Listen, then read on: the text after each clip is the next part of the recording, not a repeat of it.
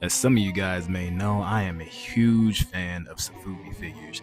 I really love Marmit figures, Giga Brains, Mondos, Marasan, M1, Sarajarushi, T-Base, anything like that. So today, I figured we go over the Marmit Monster Heaven SpaceGodzilla.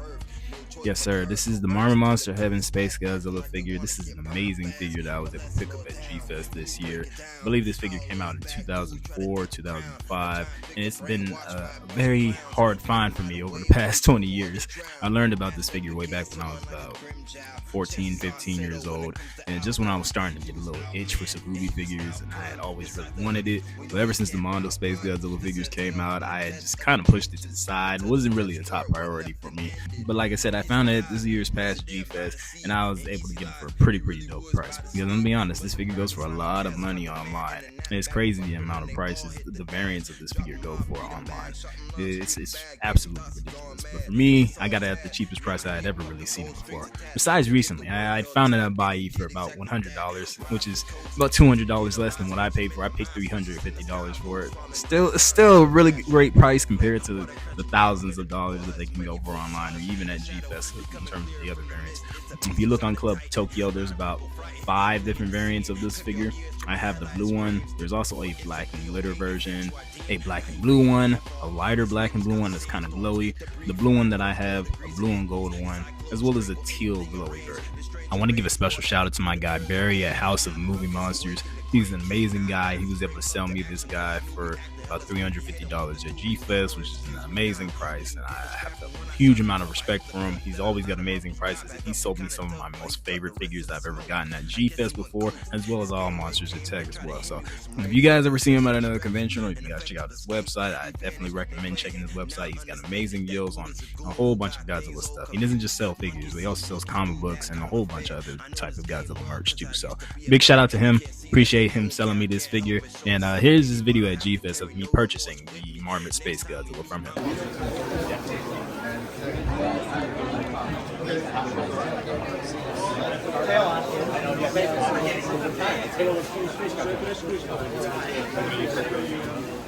And I thank you so much. No, thanks a lot. You know what? I'm glad you found them, and that's, you deserve it, man. You gave me 2 of my best purchases already this year. Hell yeah. That's high praise because of the way you go. Yes. I know how you do it. I know. I did my thing, right? No, you're Thank you. It's a long time coming right here. exciting. Hell yeah. That's a good one. Yes, sir. Hell yeah. Truly special moment in memory for me indeed. He also sold me the Marmit Monster Heaven's King Caesar, the blue variant too. But let's get on to the figure itself. So, as most of you guys know, sofubi figures, especially Marmit figures, are not particularly known for their on-screen accuracy. They have their own particular style, which represents somewhat derpy interpretations of the characters and monsters. The Marmit SpaceGodzilla is pretty dope. Like I said, I love the sculpt of this figure. I really love the face on it. Like I said, it's not too on-screen accurate, but it's got its own particular style. You see, the color combinations on this figure aren't too strong. It's supposed to represent the standard colors that SpaceGodzilla possesses in the movie. It's not one of the special colorways that have a bunch of unique different colors to really make the figure pop out. So this is really just the standard base SpaceGodzilla colors.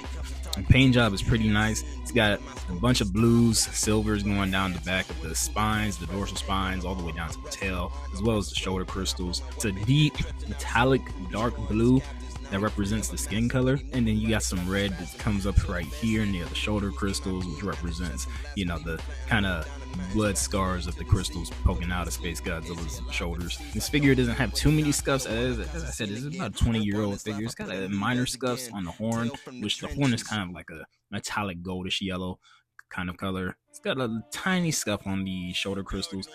All the way down to the toes, we got that silver coloring again, and then most of the rest of the body is blue, with the chest and stomach area being that nice magenta red color. Again, that's present on the shoulder crystals. You have the tongue, which is also the same color, kind of red. The tusks are the silver color, same with the claws, and the eyes as well are also that same silver color. but he looks really really good. Like I said, sofubi figures are more of like an acquired taste, especially like the Marmots, because a lot of collectors go for on-screen accuracy and how they can represent their favorite Godzilla character from the big screen. But sofubi figures represent a unique artistic style that, again, it's an acquired taste, and it's one me and a lot of my friends have really really picked up on, and we're just damn near addicted to it now. As with most Sofubi figures, these guys are not too highly detailed, as Marmot focuses more on the artistic aspect of the figure rather than the high quality detail. But there are some highlights, such as the scales on the body being pretty bumpy, and a lot of the appendages being individually sculpted as well. If we zoom in here on the teeth, we can see that they're not fully individually sculpted, but if you feel them, you can tell that there is some type of protrusion that you can feel. Man, now on to articulation. Now, this isn't no Haya figure or no SH Monster Arts or no goddamn NECA figure. So, as with like a lot of Sabubi figures and even a lot of Bandai figures, it's just got the standard 5 points of articulation. So, we'll go over those right now. What we see here is that his arm can rotate, both of his arms can rotate. Not really 360 because the shoulder crystals get in the way, but it can basically go up and down. This left one right here does have a limit though. It can't go down too far, as we can see right here. And the right one can go a little bit further down. It's a little bit stiff, so I don't want to try to apply pressure and break the vinyl. I'm not into breaking my figures like some of you guys. But next up, we got the legs. So the legs can rotate 360, so that's no problem at all. If you want to kind of do a little bit of posability that he can do, we can kind of try to like make him sit down. But I don't think Space Godzilla looks good sitting down. But the other one rotates. It's a little bit more stiff, trying to rotate 360. So I'm not one who likes to continue to try to pry at the joints and articulation of different body parts of my figures. I don't like to, introduce a lot of wear and tear on the joints, because sometimes they can become a little bit loose, and that's happened to a few of my figures. I don't want to do that here.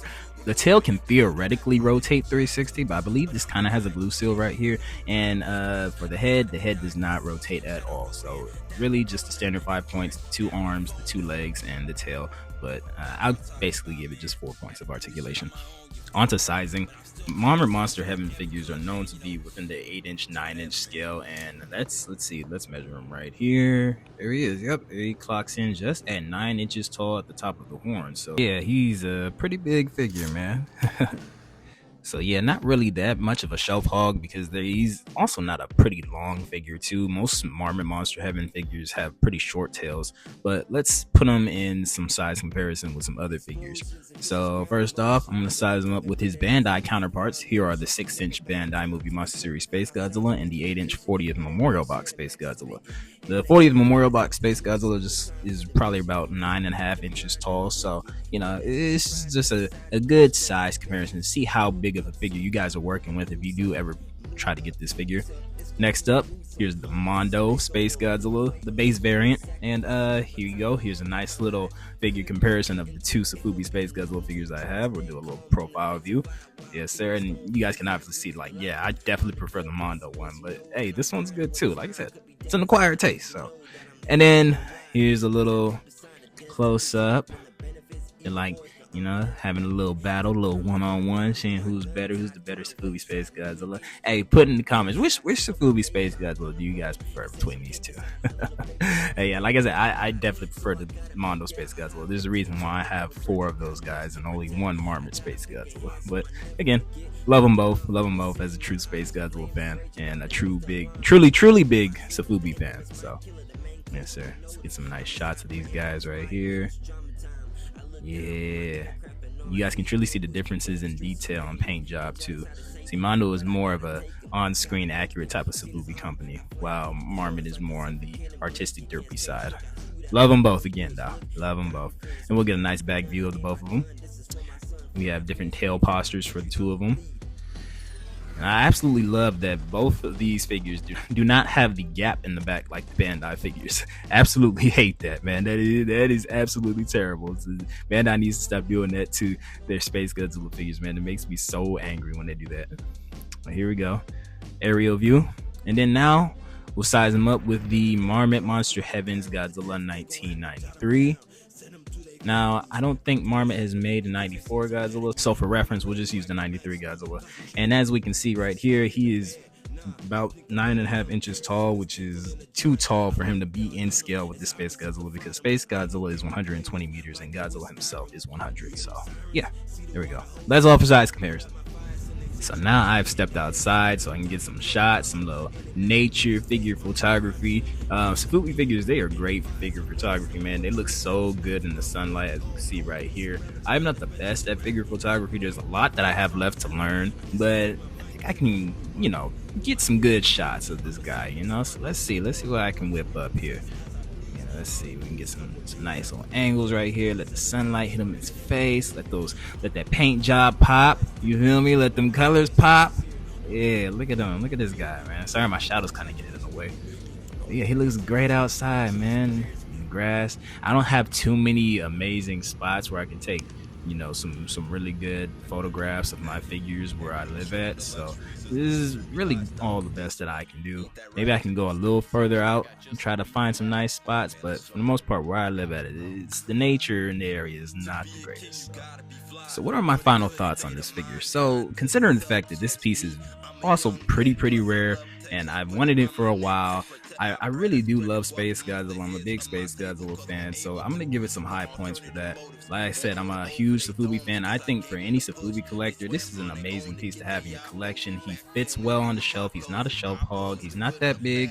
He's probably about average size, like I said, 9 inches tall. I really love this guy. Paint job is really nice. He's colorful. His colors pop. He fits well with any other Space Godzilla or any other Heisei Godzilla figures or Heisei Godzilla monsters, or really just any other sofubi that you have in your collection or yourself.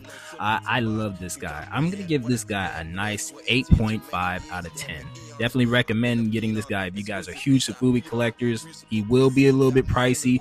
There's always the off chance that you can find him at a convention, but still, even then, he might be a little bit pricey. But overall, 8.5 out of 10 is my final score for this figure. Like I said, I recommend it if you're a Space Godzilla or sofubi fan, and I'm just so grateful and blessed to have this guy in my collection. So yeah, I appreciate you all for watching this figure review, man. Thank you guys so much for watching this. I'm gonna be cranking out some more for you guys. I worked pretty hard on this video, so I hope you guys all enjoy it. Let me know what's your opinions on this sofubi Space Godzilla, this Marmit Monster Heaven Space Godzilla figure. Are you guys huge sofubi collectors? And what are some other figure reviews that you guys want me to crank out too? I got a huge arsenal of figures from across all bunch of different companies, so I'm willing to do figure reviews for any single figure that I have in my collection, except for NECA.